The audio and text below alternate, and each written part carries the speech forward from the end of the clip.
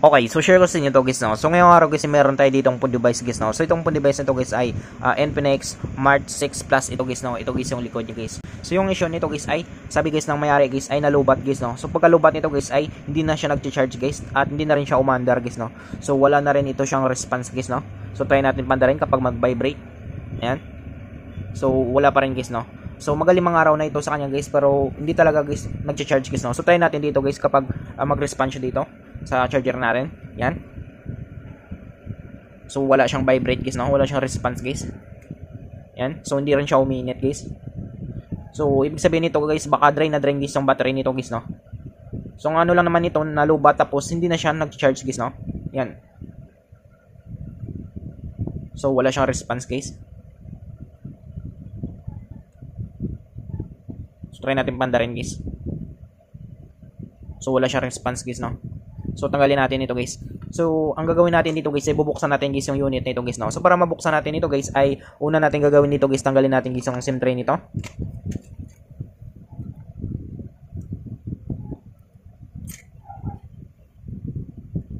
Yan, so tabilan natin yan. So dito guys, para mabuksan natin ito guys, pwede kayong gumamit guys ng pang-opening tools nyo guys, no? Or pwede kayong gumamit guys ng kuko nyo guys. So sa akin guys, gagamitin ko dito guys ay kuko ko lang guys, no? So papakita ko sa inyo guys kung paano natin buksan ito guys, yung Infinix Smart 6 Plus ito guys, no? Yan. So simulan natin.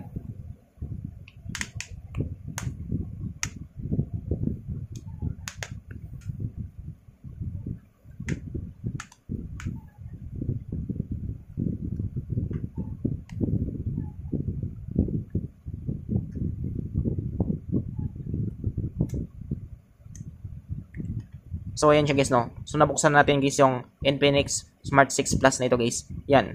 So yung Infinix Smart 6 Plus nito guys ay kulang na ito guys yung bolts nito guys, no. Kung makita natin dito guys, yan. So meron siyang kulang bolts, 1, 2, 3, 4, 5, 6, 6, 7, 8 guys. Yan. So bali 8 guys yung natanggal dito guys na mga bolts guys, no. So ibig sabihin guys ay nabuksan na rin ito guys, no. So ang gagawin natin, buksan rin natin to guys.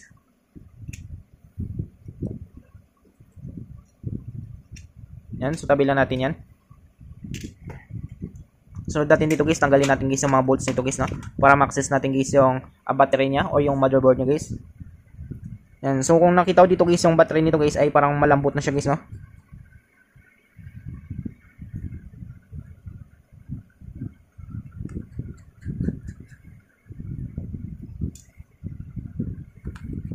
So check natin guys yung battery nito at yung motherboard nito guys, no? Kung meron siyang shorted disk.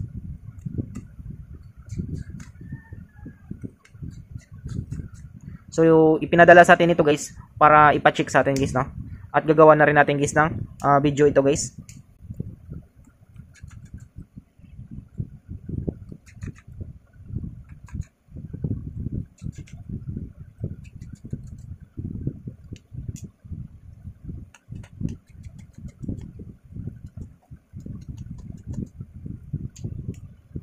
So ayan siya guys, no. So makita niyo guys ay natanggal natin guys lahat guys sa mga bolts na guys, no.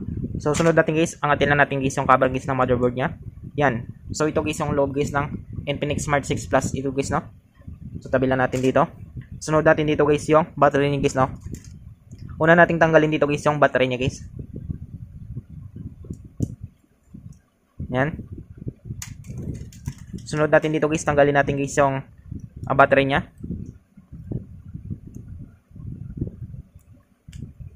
Yan. So madali lang natin guys natanggal guys yung battery niya guys, no. So check natin guys yung battery nito guys, no. So check natin guys kung goods pa guys yung battery nito.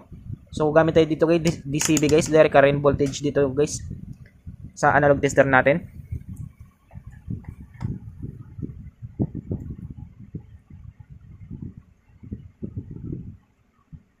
Yan. So goods pa guys yung battery nito guys, no. Yan, so may palo pa siya guys. So check natin guys yung motherboard nito guys. So dito guys sa motherboard niya guys, gagamit lang tayo dito guys ng times 1 150 mAh with continuity guys, no. So check natin guys yung analog tester natin. Yan. So dito tayo guys sa positive sa positive, negative sa negative. Dapat dito guys ay papalo siya guys, no. Yan. So makita niyo guys, pumapalo yan siya. So balik ta rin natin. Yan. So hindi siya pumalo guys no. Ibig sabihin guys ay good board guys yung phone device nito guys no. Yan. So check natin guys yung battery nito. So try natin guys battery shock guys no. Subuksan natin ito guys.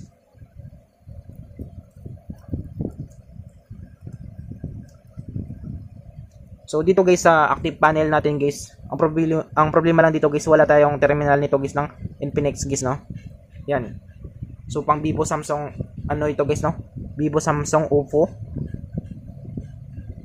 Tsaka Huawei lang ito guys. So dito guys gagamit tayo dito guys ng DIY natin guys no. Ito guys yung DIY natin guys na battery shock na ito. So try natin guys battery shock guys no.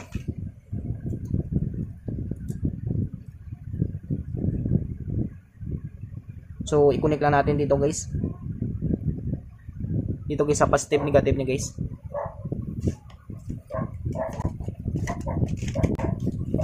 So dito guys yung ano natin. Yan. So bali ang gagawin natin, tanggalin natin tong isang charger nito. Mag battery shock tayo dito guys. So check natin guys no kapag tatakbo guys yung ano niya. Yung light indicator dito guys sa ating battery shock guys no.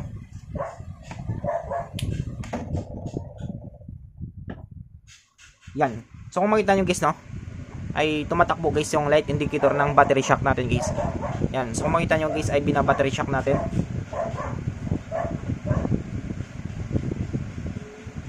So ayan siya guys no, bina-battery shock natin.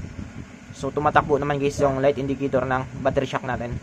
So battery shock natin guys no, mga 3 minutes guys.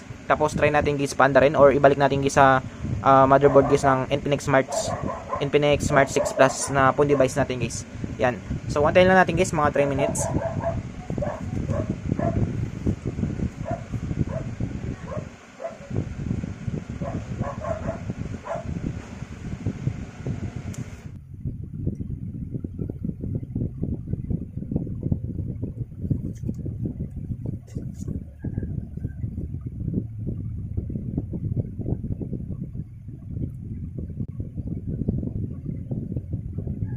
So habang bina-battery shock natin guys ay tabi na natin muna to guys no. So ang gagawin natin dito guys ay ayusin lang natin guys. So ang gagawin natin dito guys ay check natin ito guys yung charging board niya guys no, or yung tinatawag dito guys na sa board nito guys kung meron siyang 5 volts guys no. Kasi sabi dito guys ay hindi na siya nagcha-charge guys no.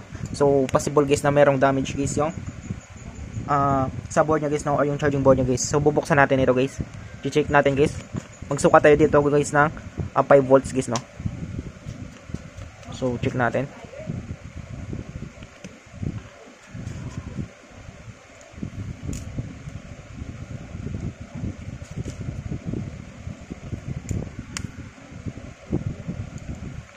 Yan, buksan natin guys.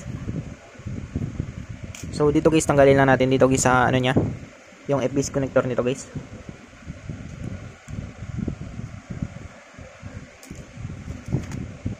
So natin guys, tanggalin natin guys yung antenna na ito guys.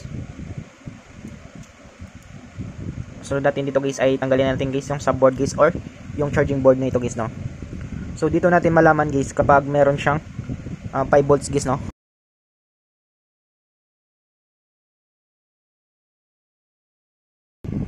So gagamit lang tayo dito guys. Dahil micro ito guys, gagamit tayo guys ng micro guys no.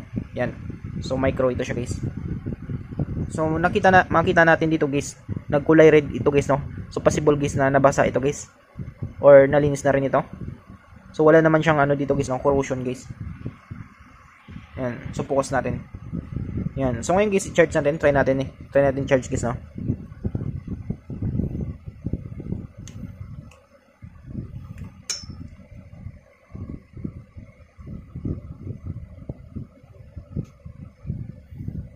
Tapos saksak natin guys sa ano, saksakan natin.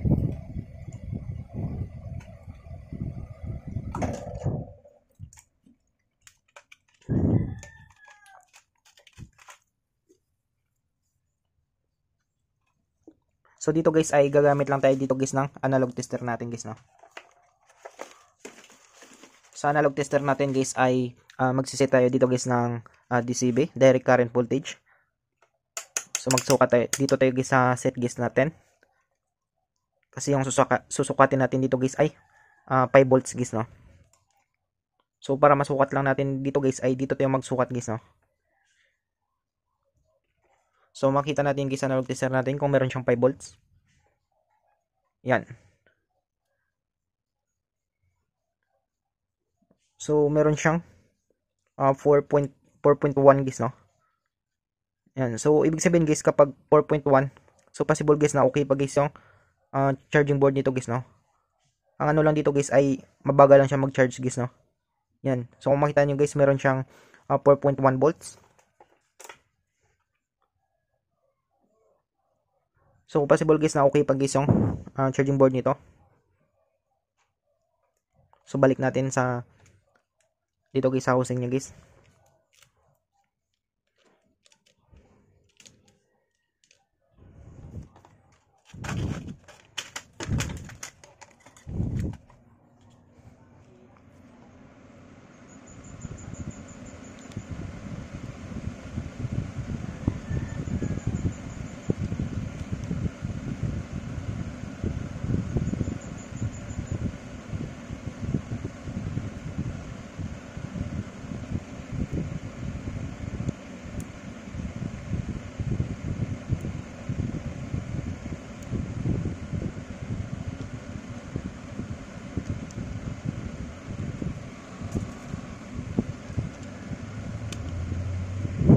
So lagyan lang natin dito muna guys ng 2 volts guys, no.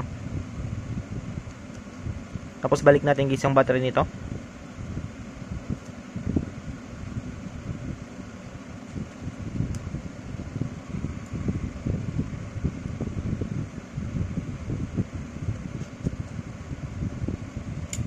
Yan. Tapos ibalik natin guys yung na battery shock natin guys na battery nito. So try natin guys no kapag mag ano siya guys, mag-respond siya.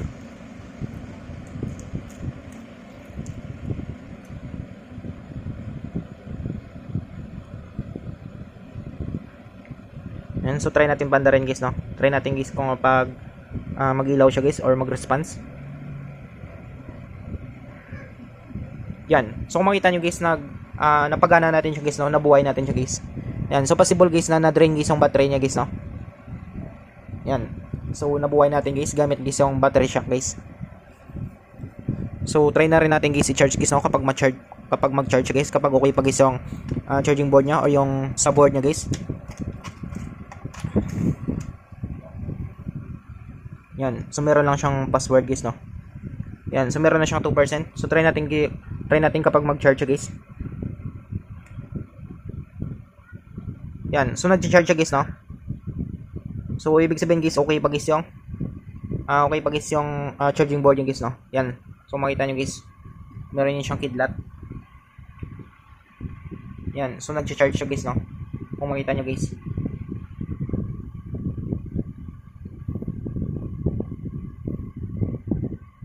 So yan siya guys, no.